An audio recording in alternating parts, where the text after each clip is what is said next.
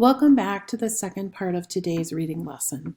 We are going to work on word study and vocabulary, and you are going to be looking for 3 words in your mentor text.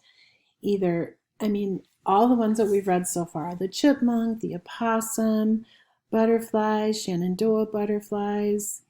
So let me read the directions to you. Use resources to clarify word meanings.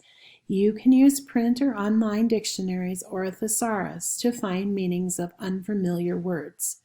Find 3 unknown words in the mentor text or your own reading. So your independent reading book would be a place that you can look too. I'm going to have a chart on Schoology tomorrow in an assignment that you'll have to complete. I will have already pre-made the chart, but what I want you to answer is, I want you to put the word in that is unknown to you, the resource that you used, whether it be an online dictionary, a thesaurus, a print dictionary. A dictionary book is what a print dictionary is, or whatever you used, and then I want you to write the definition.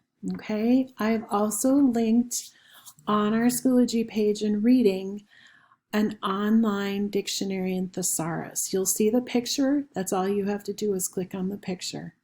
Thanks a lot. I hope you enjoy finding new words. It is pretty exciting.